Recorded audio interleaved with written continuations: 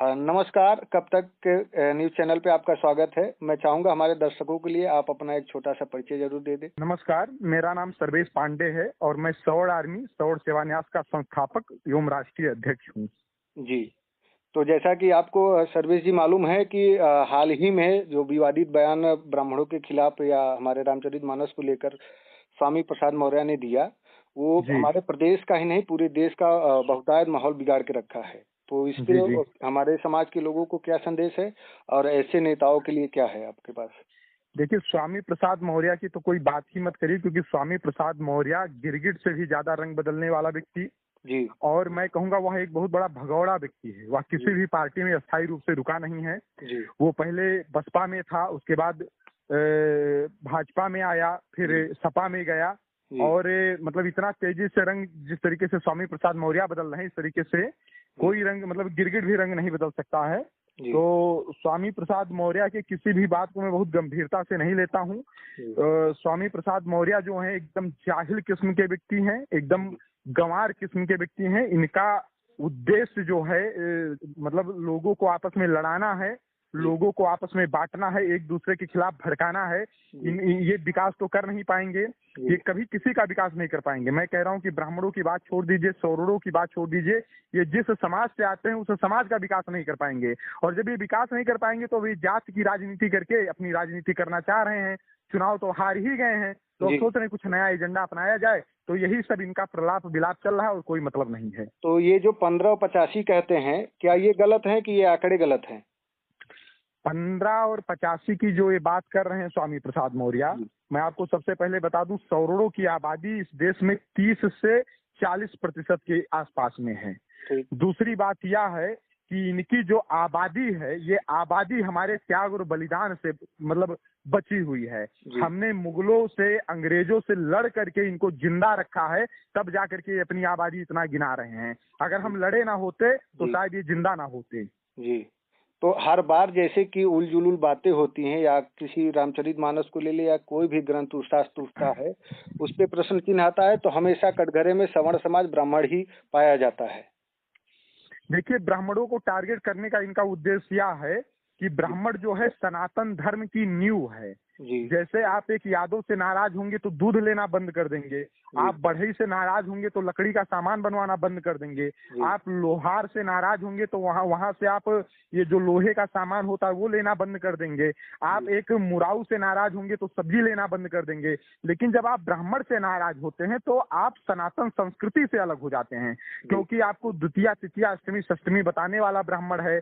आपको राम कृष्ण और भगवान परशुराम, जी, भगवान विष्णु, भगवान शंकर, ब्रह्मा विष्णु महेश इन सभी के बारे में बताने वाला ब्राह्मण है। तो ब्राह्मण क्या है, सनातन की धुरी है। तो ये जो वामपंथी कम्युनिस्ट वाम सेफी ताकते हैं, जी। ये लोग इसीलिए एक एजेंडा के तहत हमेशा ब्राह्मणों को टारगेट कर रहे हैं कि ब्राह्मण अगर खत्म हो जाएगा तो बड़ा आसान हो जाएगा सनातन धर्म को खत्म करना इनके लिए, इसलिए ऐसा ये लोग कर रहे हैं। तो जैसे कि हम एक बार इंटरव्यू ले रहे थे, एक छोटा व्यापारी था जो एससी, एसटी, ओबीसी समुदाय से बहुत सारे लोग थे, एक ही जगह व्यापार करते थे। वो जी, बोल रहे थे कि सनातन धर्म की वजह से, रामचरितमानस की वजह से हमारे व्यापार चलते हैं, घर परिवार चलता है। जी, वो दिया बना रहा है, कोई रुई बना रहा है, कोई अगरबत्ती बना रहा है, कोई तेल दे रहा है, कोई फूल माला बना रहा है, देवी देवताओं की मूर्तियाँ बना के अपना जीवन यापन कर रहे हैं। जी, तो जी। उनके उनके समाज के लिए ही ये भी कैंसर का कारण बन रहे देखिए, हैं। मैं एक बात बता दूं, क्या है कि ब्राह्मण ने कभी किसी को तोड़ा नहीं है, जी, ब्राह्मण ने हमेशा सबको जोड़ा है। जी, शादी विवाह होता है तो आप देखते होंगे उसमें नाई भी आते हैं, और भी तमाम जातियां आती हैं, मतलब सभी जातियों को कहीं ना कहीं से ब्राह्मण ने जोड़ने का काम किया है। जी, दूसरी बात जो आपने कहा पूजा पाठ को लेकर के, हम अभी गए थे कुछ दिन पहले, जी, विभूतिनाथ मंदिर है हमारे यहाँ श्रावस्ती में, वहां पर गए थे दर्शन करने भगवान शंकर का और जल चढ़ाने के लिए। तो वहां पर जो लोटा था, मतलब तांबे का लोटा था, और वहां पर फूल और भांग धतूरा बेलपत्र ये जो है, जी, ये मतलब ये जो बेच रहा था लड़का, वो यादव समाज का लड़का था। जी, तो क्या अब उस यादव समाज के लड़के को इससे रोजगार नहीं मिला है? क्या जी, जो माली फूल बेचता है या फूल उगाता है तो क्या उसे उससे रोजगार नहीं मिलता है? जी, अगरबत्ती क्या ब्राह्मण बनाता है? कपूर क्या ब्राह्मण बनाता है? चुनरी क्या ब्राह्मण बनाता है? जी, लड्डू क्या ब्राह्मण बनाता है? तो जी, ये जो लोग कह रहे हैं कि सिर्फ इससे ब्राह्मणों का फायदा, ये इनकी मूर्खता। मैं आपको ये बता दूं, यह यह ना दलित के हितैषी हैं, ना यह ओबीसी के हितैषी हैं, यह सिर्फ अपने स्वार्थ के अपने हितैषी हैं और अपने स्वार्थ के चक्कर में, क्योंकि इनको अन्य संगठनों जो संगठन हमारे मतलब धर्म को कमजोर करना चाहते हैं या हमारे धर्म के लोगों को कन्वर्ट करवाना चाहते हैं, उन संगठनों से इनको अच्छा फंड मिलता है। तो उस पैसे के बदौलत ही हमारे धर्म के खिलाफ और ब्राह्मणों के खिलाफ बोल रहे हैं, यही सच्चाई है इनकी। अरुण राजभर जी से हमारी वार्तालाप हो रही थी, आरक्षण को लेकर हमने चर्चा किया, तो उन्होंने मैंने कहा कि गरीबी और अमीरी के आधार पर आरक्षण होना चाहिए, तो उन्होंने कहा कि जातिगत आरक्षण होना चाहिए। ये कहाँ तक सत्य है? देखिए, अरुण राजभर जी जो कह रहे हैं कि जातिगत आरक्षण होना चाहिए, मैं जातिगत आरक्षण का समर्थक नहीं हूं, इसलिए क्योंकि देखिए गरीब किसी भी जाति में हो सकते हैं, ब्राह्मण भी गरीब हो सकता है, दलित भी गरीब हो सकता है, और व्यवस्था और सुविधा गरीबों के लिए होना चाहिए, ना कि जातियों के लिए होना चाहिए। भूख जो है व्यक्ति को लगती है, जात को नहीं लगती है।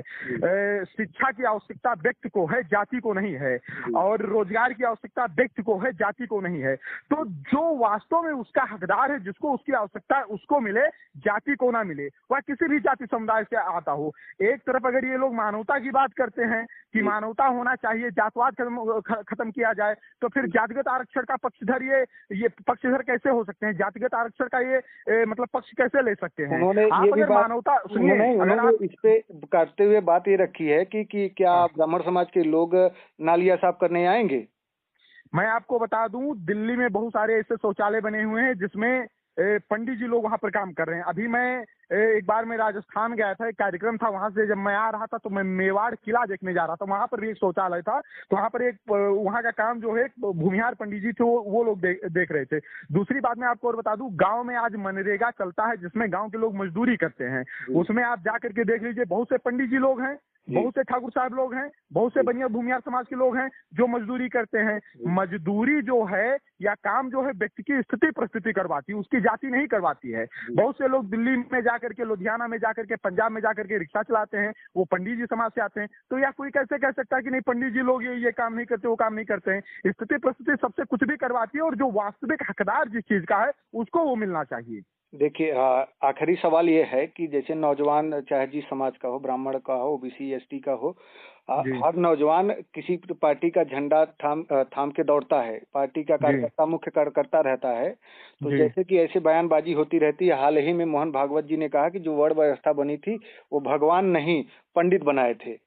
तो ऐसे हमारे नौजवान आहत होते हैं, उनके मनोबल को चोट पहुंचती है, तो उनके लिए क्या है, आपको क्या कहते हैं? देखिए, एक बात मैं बता दूं कि अंग्रेजों ने अत्याचार किया, उस अत्याचार को हमने झेला। मुगलों ने जो अत्याचार किया वो उस अत्याचार को हमने झेला। अब चाहे स्वामी प्रसाद मौर्य टिप्पणी करें या मोहन भागवत टिप्पणी करें, हमारी भावनाएं तो शुरू से आहत होती आ रही हैं, और बहुत चीजों को हम आहत होते हुए भी धर्म और राष्ट्र के लिए हमेशा खड़े रहे हैं। ठीक है, तो लेकिन इस देश की सबसे बड़ी समस्या है, इस देश के लोगों के लिए भावनाएं सिर्फ एक जाति की भावनाएं हैं, लेकिन सवर्णों की भावनाएं उनके दृष्टि में नहीं है, ब्राह्मणों की भावनाएं उनके दृष्टि में नहीं है। ऐसा नहीं होना चाहिए।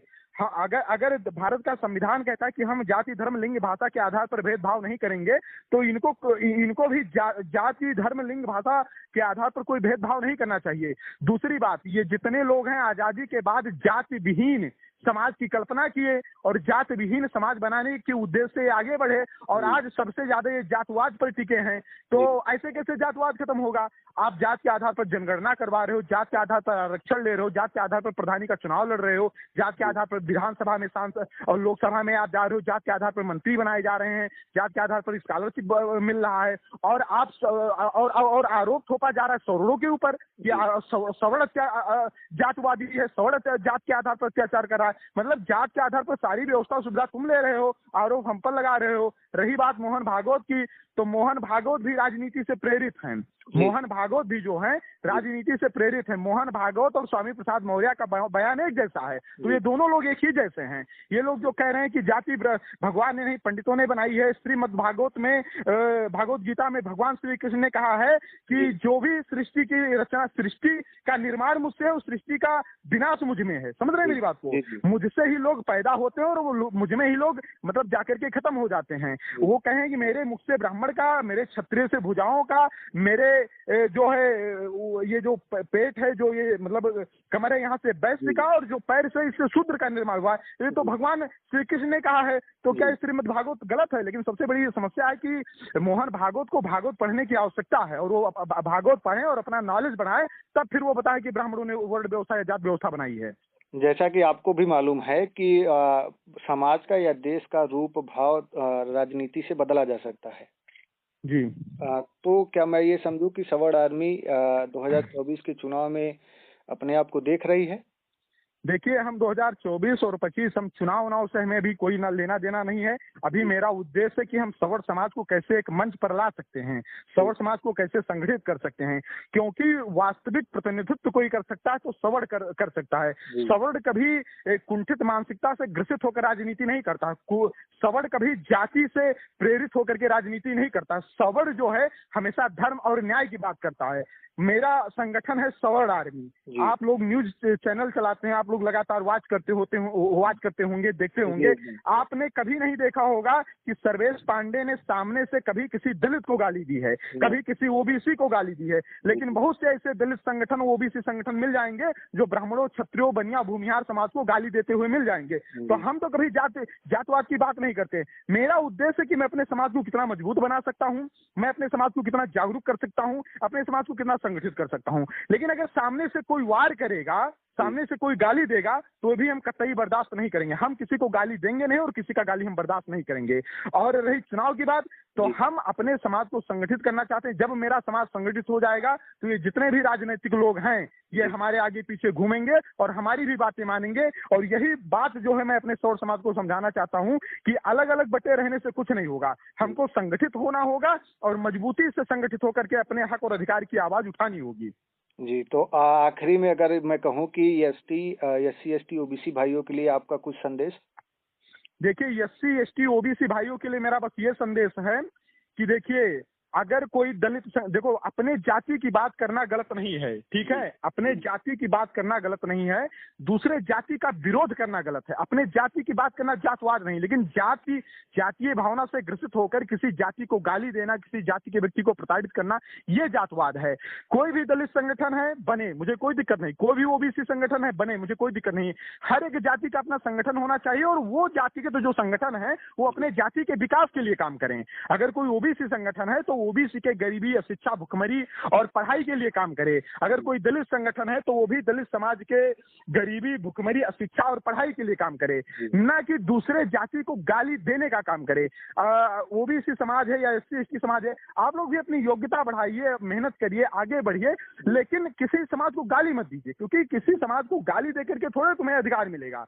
आप मेहनत करोगे तब आपको नौकरी मिलेगी, उससे आपकी आर्थिक स्थिति बढ़ेगी। जब आपकी आर्थिक स्थिति मजबूत होगी तब आपको समाज में भी सम्मान मिलेगा, तब आपकी सामाजिक स्थिति बढ़ेगी। फिर जब जब समाज एक्सेप्ट करेगा तो फिर आप पॉलिटिकल क्षेत्र में भी जा सकते हैं, तो आप राजनीति कर सकते हैं, उससे आपकी राजनीतिक स्थिति बढ़ेगी और तो इस तरीके से आप विकास कर सकते हैं। तो दलित हो या ओबीसी हो, मैं इनसे सब यही कहना चाहता हूं कि ये वामपंथी, कम्युनिस्ट, वाम सेठी मानसिकता से ग्रसित संगठनों के भड़कावे में आकर के किसी के खिलाफ मत खड़े होइए। इसलिए क्योंकि तुम्हारे सामने अगर किसी पंडित जी का घर होगा और रात में आपको कोई समस्या होगी तो आपके साथ पंडित जी खड़े होंगे। आपके सामने किसी ठाकुर साहब का घर होगा, आपको रात में समस्या होगी तो आपके साथ ठाकुर साहब खड़े होंगे, ना कि उस संगठन के लोग खड़े होंगे, ना कि आपके जात बिरादर के लोग खड़े होंगे। जी, कब तक की टीम की तरफ से आपका बहुत बहुत धन्यवाद। आप बहुत बेहतरीन प्रवक्ता हैं। आपकी विचारधारा स्पष्ट रहती है। कब तक की टीम के लिए आपका कुछ संदेश? नहीं, आप लोग बहुत अच्छा काम कर रहे हैं और मैं कह रहा हूं कि चापलूसी की पत्रकारिता नहीं होनी चाहिए देश में, स्पष्टवादी पत्रकारिता होनी चाहिए। एक तरफ से सिर्फ एक लोगों को कवर किया जा रहा है इस इंडिया में, सौरों का जो पक्ष रखना चाहते हैं उनको तो कोई कवर ही नहीं करता है। तो आप जैसे चैनल अगर हमको कवर कर रहे हैं तो इसके लिए आपका हृदय से बहुत बहुत धन्यवाद है। और आप जैसे लोग हमारे सहयोगी हैं, साथी जो हमारी आवाज को आगे बढ़ाने का काम करते हैं।